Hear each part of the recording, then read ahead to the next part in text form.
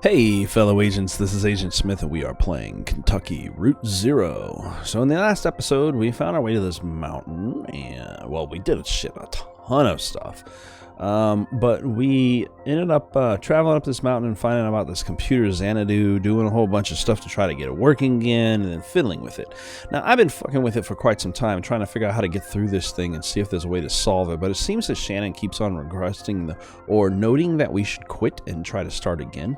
And I think I'm going to take her advice. I feel like that might be the way to go, and that what I was doing was actually trying to push through the story of it, but I don't think we can. So, due to that, I think that's what we're going to go. So on this one, let's go ahead and try and quit. I want to keep playing. Oh, sure. Yeah, come on, kid. We got stuff to do. Conway says quit. Are you sure you want to quit? Yes. Well, that was a rhetorical question. Quit game. I only understand you as far as wanting to quit. Maybe we have to lose or die or something in order to start over. Eat the lamp. Lamp. Don't be ridiculous. Maybe we have to just wait it out. Wait indefinitely. Time passes. Research assistants come and go. You don't encounter the strangers again, but sometimes you can hear the uncanny echoes of their voices off in the tunnels. Years pass, mold accumulates.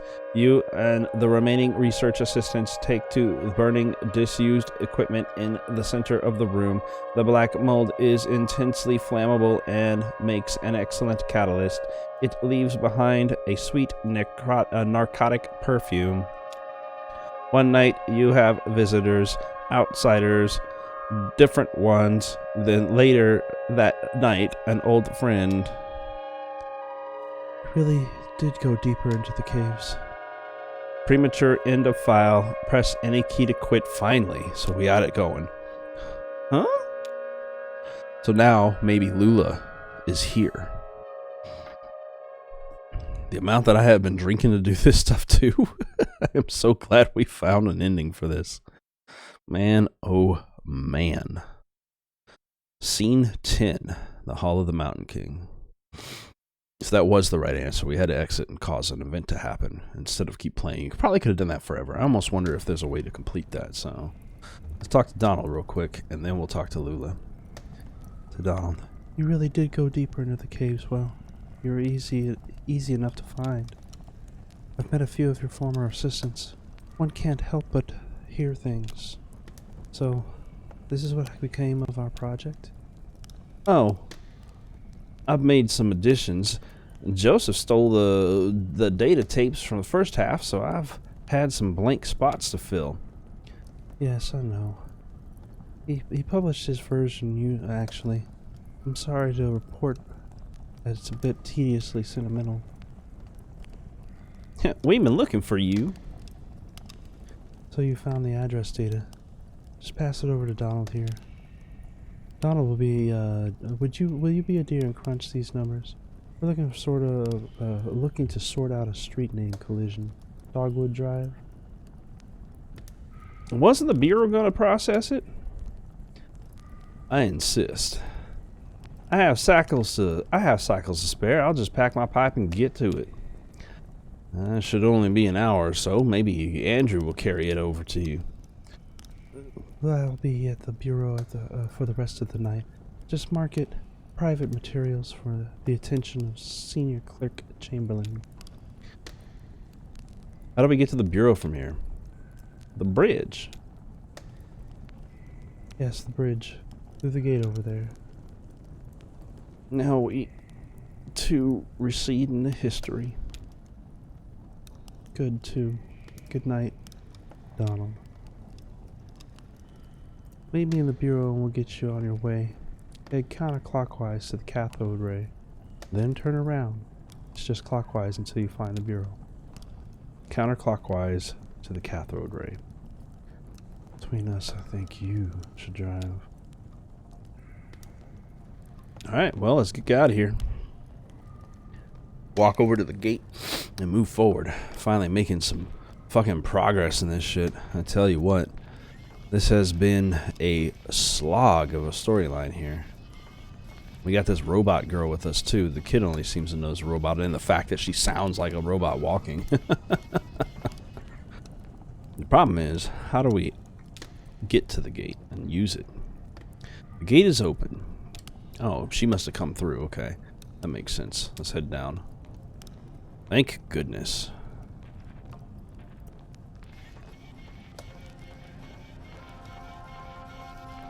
Yep, that's the backpack we passed by. And yep, tape recorder. I didn't look at that other backpack. Oh well. Someone has left a portable tape recorder on the path. It doesn't appear damaged, but there's no tape to play or record. Keep heading down. A bookshelf. Bookshelf was carried only partway up the path here before the project was abandoned. It's still useful. The peak of the spire is crowded anyway.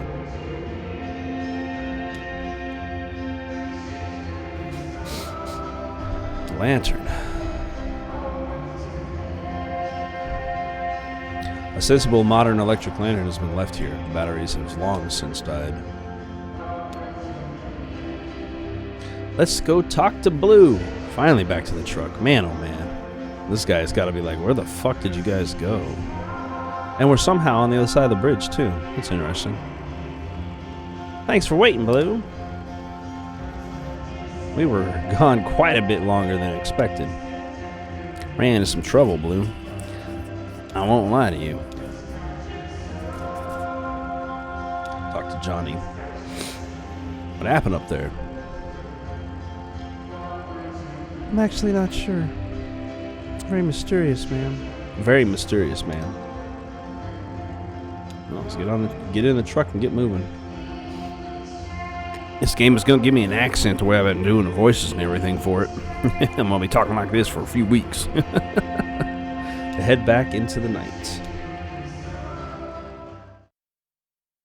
Counterclockwise to the cathode ray. That would be this way. Man, that took a minute. But at least we'll finally get some direction. Scene 11. Act 3 is one of the biggest ones we've done so far, man. This just keeps going and going. The Bureau of Reclaimed Spaces. Hopefully we'll get into the next act soon. Because there's a midway point plus another act, and I think another midway point. There's like 2 more acts and midways between all of them. Got the time, Blue? You don't care about that. Maybe I should be more like you.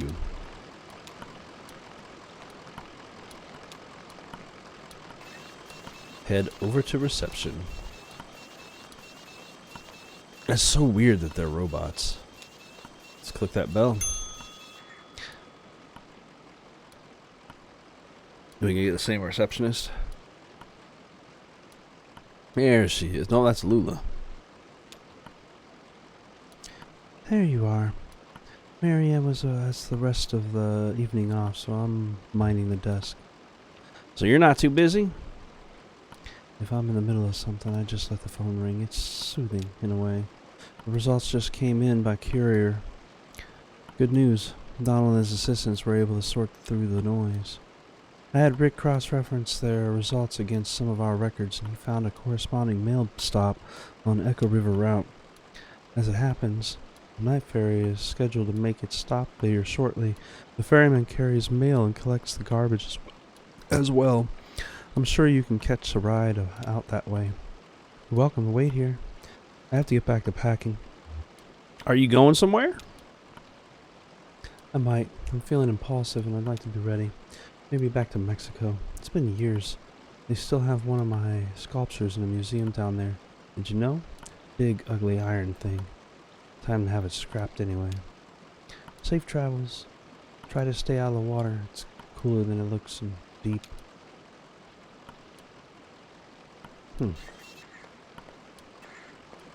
I don't know. I guess we're going to wait then.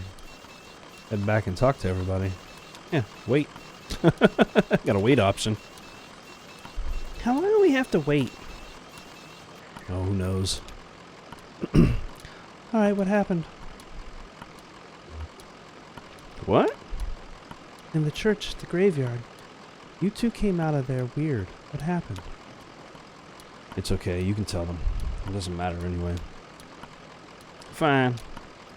So we were in that graveyard. Uh-oh. Segment? Yep, sure is. Act 11? I mean, scene 11? Yep. Scene 12, excuse me. I'm already past 11. Jesus. Boy, this is a big-ass act. Where the strangers come from. But at least I knew we would finally get to see what happened to them in there. So we came out. Everybody does their thing.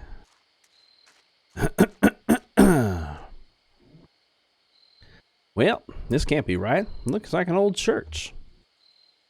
Worth a look inside. I guess. I want to stay outside. Why? I think I saw a lizard. I'll stay with him. Okay. We'll make it quick. Into the church. We'll get to see what the other side of this story was.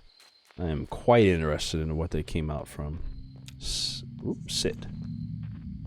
Just sit down for a minute. See what happens. I don't know what I expected. The strangers, he kept saying. Kind of vague already, isn't it? Donald's a stranger. Hell, you and I are practically strangers. Listen, earlier in the mine, I didn't want to talk about it, but... You don't have to talk about it. No, it's okay. I want to. When I saw Weaver, she was on TV. I was testing a pretty simple tube repair, flipping through channels to check saturation, and she was just there. It was kind of horrible. I mean, I told you she disappeared suddenly, ran away, but we thought she was dead. I did. Yeah, I guess I don't like to say it. Dead. And then the next time I flipped to channel 2, Weaver. It's burned in my vision now. She's standing in a room. The walls are a blank kind of gray. There's tape on the walls, like markings and desks in a classroom maybe. The camera is in the corner, so it's this sort of 45-degree angle into the room. And there's Weaver right in the center of the picture. I stopped turning the dial. Hell, I think I stopped breathing. Eventually, she spoke. But there was no real sound, just like this awful hum. I read the closed captions. She said to go to the mine. I find something there. I can't remember her exact words. Whenever I try, I get distracted, fuzzy. Shannon coughs into her sleeve. It's so dusty in here, right? Yeah, real dusty. You'd think all these holes in the ceiling. You think with all these holes in the ceiling, what the hell was that? Did you hear that? Oh, we should check it out. Oh, shit. I didn't even get a chance to finish looking at the stuff in there.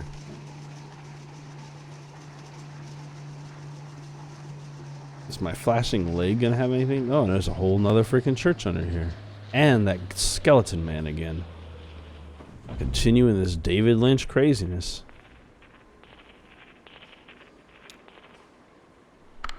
The stranger activates the tape player slung on his shoulder. A crackly drawl echoes in the room. It is patient and sounds like it should be smiling. My regrets. I hope I didn't keep you waiting long. We don't see a lot of foot traffic these days. I guess you're here about the job. I'm afraid we only have one opening at the moment. Horrible business. What's the job? Certainly. I'll tell you everything you need to know. I've only just met you, but I feel certain there's a place for you here. I'll just take you over to meet the dispatcher, show you the trucks, get you familiarized. We can converse as we go. What is this place? Well, it's not an old church. No, I guess not, but still, it has a kind of reverence to it. What's that smell? Like bread. Baking bread. Well, that'd be you having a stroke. That's what that is. Please follow me.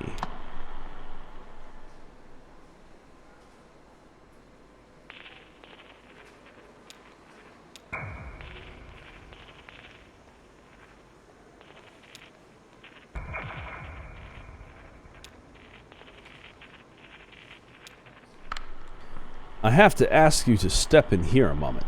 This is for your safety, and adjust your outfits just a bit. There's some protective headgear up on the wall back there. Please remove your shoes and eyeglasses. We don't wear eyeglasses. So, that won't be an issue. Well, do us a favor and put on the headwear anyway, just this way. Alright, let's keep following this guy. I keep trying to defuse him. What's on this floor? More skeleton people. Wow, check this out. It must be decades old, but it's in perfect condition. How do you think they keep it like that? Maintenance, old man. I bet it's someone's job around here. Probably hard to keep all this dust out, underground. That's why I got into this business, to keep old stuff like this running. Seems like such a shame to let it just fall into ruin, like that computer back in the cave, Xanadu. Decades of engineering, thousands of years of mathematics and philosophy, all petrified in a living stone. How could you just let that fall apart? Oh, there's more. Look at that. We made more happen. Earl. This is Earl. He used to be a beekeeper, borrowed some used caskets to store the hives, but the interest accrued more quickly than the honey. Now he works for us here in the logistics.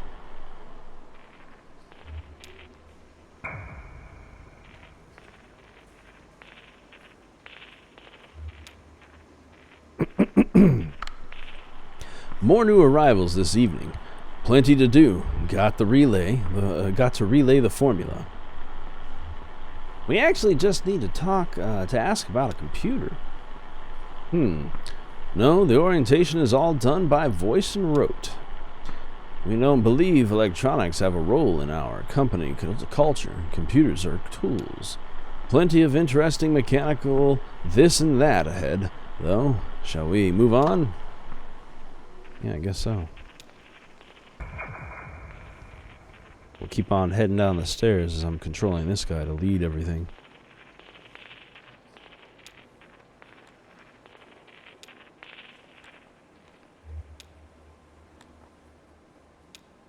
Blast him, damn it. No, don't work. Alright, shuttle it is. Here's the fleet. Haha. Oh, we just use these to get around internally. How big is this place? Oh, it's grown a great deal over the years. Incredible to think, really. When Mr. Bishop founded this operation, it was only about 1,800 square feet, and half of that, or more, was occupied by camouflage to keep the law out. Hiding out in the back of an old church, purifying spirits by handmade fire, a kettle, and a dream. So the trucks are just east a ways, in shipping. You can become acquainted with the dispatcher there. Give me a tap on the shoulder if you see something that catches your eye. Always happy to show off the facilities. Sublime machinery. Alright, let's do this.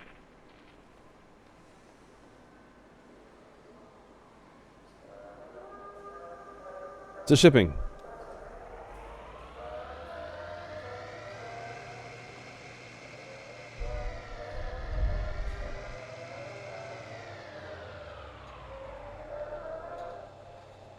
That was quick. Take a look at the truck. Here it is. Now I have to ask, as a matter of course, what kind of experience do you have driving trucks? I drove delivery for an antique shop up until this last run. Aha! Precious cargo. You'll do just fine. You can drive safely, can't you? I haven't any doubt now. It's only after what happened with Miguel this evening. What happened with Miguel this evening? Well, the dust is still clearing, of course. Perhaps he closed his eyes a moment, or simply hit a curve too devilish. I do pity ill-fated Miguel. He was good company, and slow to anger. But if we're speaking confidentially, well, with all that lost product to be repaid, bourbon and glass dashed across the interstate, and a few casks, too. We're all just thankful he had no next of kin.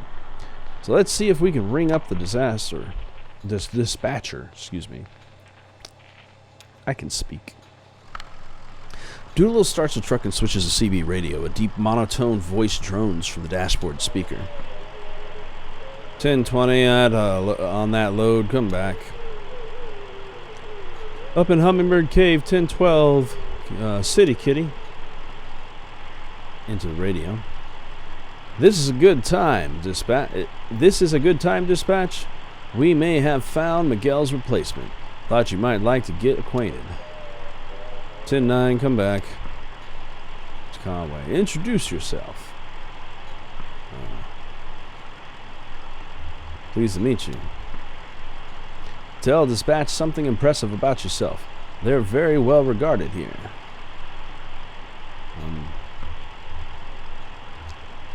Folks know anything about a moldy computer? 99, wheel holder. Gotta pay the water bill. Ah, so. I'm certain they'll call back before long. Let's take a look around the truck, eh? Ooh, okay. Headlights? Headlights work fine, see? Doodle fiddles with the controls. That's important. Most of our product goes out at night. You never know who you'll run into in the daylight, and dusk can be treacherously misleading with all that indirect light. The magic hour, eh?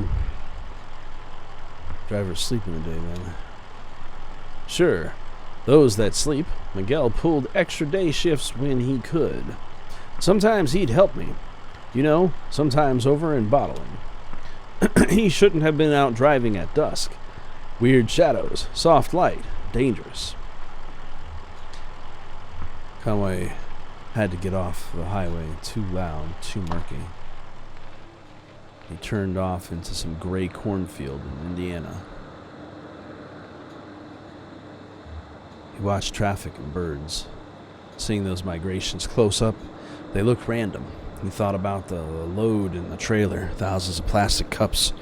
Somebody wanted those cups in Rockford that night. This wasn't going to happen. He was only human. He'd been out since the headlights were on and didn't even stop for coffee. He cracked a beer at 3, eyes on the road. 4:30, he dodged some stray cattle. The headlights were coming back on. Rockford could wait. Early morning, sorry for the burp. Early morning couldn't be much worse than late night. What could there be? What could they care? You just need a few hours. So, moving on to the wipers. Control the wipers with this knob here. Doolittle fiddles with controls. They seem to have a decent torque to them, eh? Can't say how they'd fare in the ice storm, but we must never delay a shipment. Better to assume the risk. You folks watch the weather closely? I wouldn't know it if I saw it. Too many years of climate control. Have I mentioned I rarely ever leave this facility? I wouldn't know the rain if it drowned me. They ditched class for the day to drive in the rain. It was pointless to stay. All review. He was a lost cause, and she didn't need it anyway. She was smart, bored. It was time to cut out. Shitty day for it, though.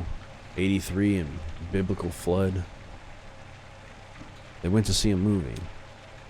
It was some anonymous swashbuckler film about real men and women. Real tights, real lips, fake blood. They brought a flask. They smoked cigarettes, drank awful hooch, and whistled buckets of rain. She sang about someone who wanted once to have loved. Brown hair curled around her ear. She had a voice like Scotch whiskey. They poured another drink, and another, and another. She worried it was getting dark. Then it was getting light out. They ended up in someone else's field, someone else's car. An early morning joyride and a sunrise collision. She got on the bus and he hiked back to his car. He sat in his car, went over some options. Chicago, Toronto, Barrow. It seemed like a bold and impulsive gesture at the time. As he pulled out of the parking lot, he removed his hands from the steering wheel for a moment and felt the car drift into a decision. Years later, he'd think this is a moment he himself started drifting. A modest technology, but suited to the job, eh? Plenty good enough. Check out the tires. I like these little stories he's got going on. Oh, sure. I know you'll want to look. Kick the tires. That's a thing we do, isn't it? As though our knees could exert the kind of force these tires see out there on the road, we're more likely to hurt ourselves. Isn't it the way, eh? Sure, they're big machines, but they can be fragile. Absolutely. A truck deserves care and fearful respect, like a glass elephant. Miguel was a good driver, but he didn't have the quality of deference. Conway sat in a dim room full of folding chairs. The walls and ceiling were painted with old smoke. Someone read from the book. He drank coffee with a little sugar. He listened. The speaker listed all the things we tried that we.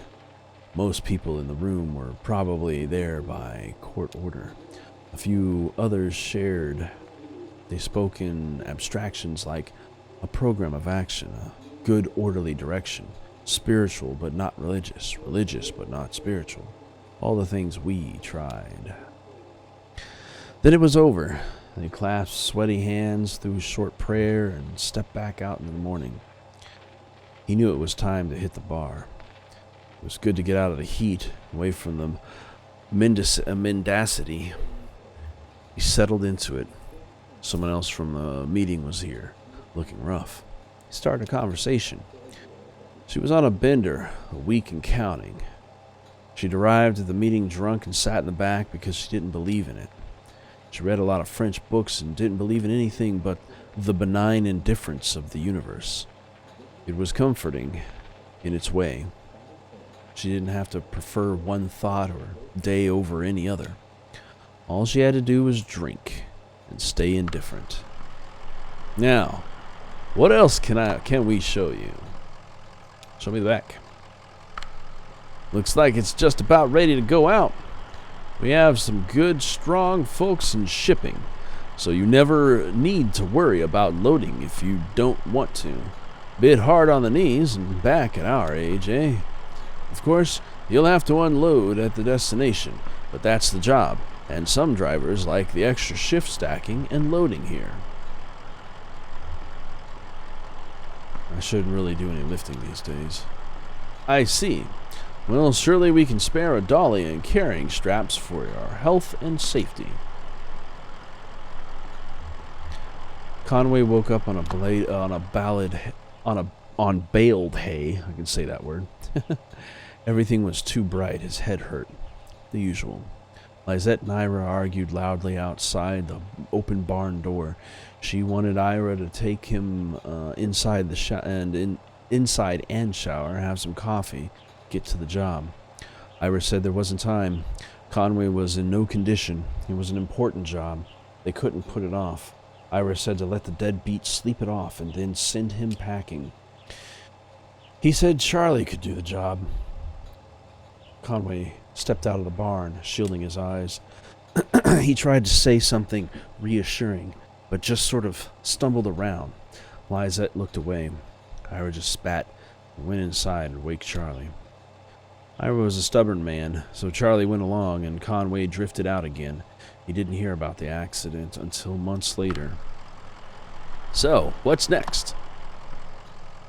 The radio, I guess, again. The truck's radio crackles back to life. Driver, come back. Ah, there's the dispatcher. Now, tell them about your experience.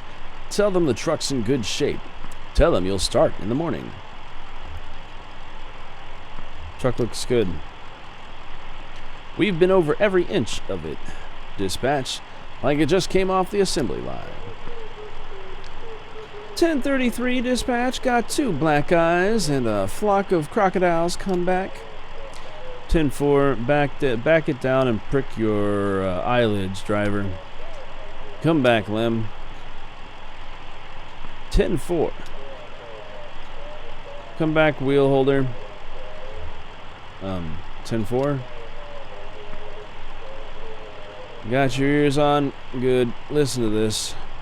Silence. So, I think that went well. Let's head back up to the logistics and seal the deal, eh? And I've got one more thing to show you.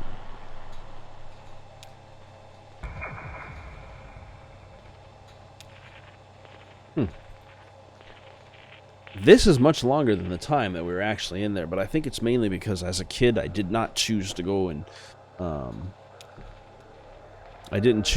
actually search all over the graveyard for the lizard. So assuming that search happened, this whole entire incident took quite a while. Or, theoretically, because it was so quick, this is literally in our heads. Some more crazy David Lynch level fucking weirdness. But you know what? Kind of enjoying it. Let's head back upstairs, eh? I have one more thing to show you. Wait, we only came here looking for some answers about this stupid moldy computer. Oh, the old man in the cave with the moldy computer. That black mold, it's drawn to whiskey. It feeds on ethanol fumes, you see. As we age the whiskey, some of it inevitably evaporates into the air. The angel's share. That is how it works. And the stuff that soaks into the wood is the devil's cut. It goes through the vents here and out into the caves. We can scrape up that mold. We can usually apply some pressure and cold to it, squeeze and condense the angel's share back into the drinkable whiskey. Every drop counts when you're making a living on stuff. So we'd go down and scrape it off the equipment just like any other place it grows. He kept sending his people here to drive us away. Paranoid. Truly paranoid. Well, now we have the formula, so we don't need to go collecting mold. But we didn't do anything to his moldy computer. He just forgot the password. One of the assistants shared it with me. Dome in air. That'll get you in, I'm sure of it. So, join me upstairs? If you don't mind. Return your headgear, I'm guessing. So am I going to become one of them with my leg being half fucking skeleton like theirs? Like it's there and not there? It's kind of a metaphor to a ghost leg, to be honest with you. The theory or the idea that like a person who loses a limb, phantom limb syndrome, that's what it's called, to the adding machine. Here it is, a beautiful, a beauty, wouldn't you say? It's an antique, you know. What is it? Why, it's an adding machine. This is where we come for our daily ritual, to calculate the day's interest and repayment according to the formula. I usually do it at the beginning of my shift, so I know how many hours I need in order to keep up. Yes, I believe you'll do well here, sir. Happy to have you. Congratulations. You're hired. Wait, we can't. It's customary here to start each day with a shift drink. Let's make it special. Mark the occasion. This is the top shelf stuff now. Single barrel. He doesn't. Down the hatch. Venom Memory Moors. Take the drink. The kids are there too now. It's like we're in the graveyard. Decent enough. Welcome aboard. He's not working for you. We have to get back to this hour. He has a delivery to make. What's this? Not working? Are you turning down this opportunity? She's right. I have to make this, I'm disappointed. And I'm afraid that leaves us with a delicate problem, as I indicated. This is the top shelf stuff you're drinking right now. It isn't cheap. If it's not your first shift drink, well, there's the matter of this tour just now. My time and experience are billed at quite a premium. This is not good for you, my friend. You're in quite deep. By my back-of-the-envelope estimations, well, we have that in common, I suppose, all of us. Yes, I'm afraid you'll have to work this off somehow. It's just the way it is, the way of it. What's happening right now? You can start tomorrow. Take the time to settle your affairs, of course. The interest begins to compound immediately, and, well, we'll go over the formula when you get here. I should get back to work. See you tomorrow, then. Because I'm fucking dead, I'm telling you, man. That's what happened. Somewhere in this whole storyline, either before or during, I fucking died.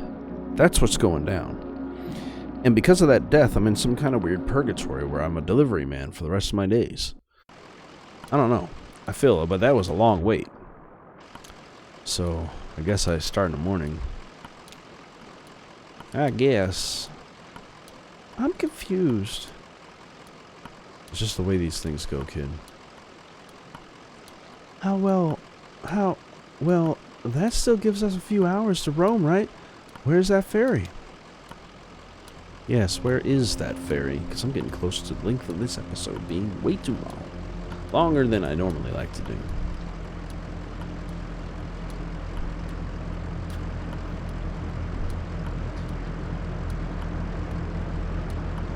This is getting a little creepy.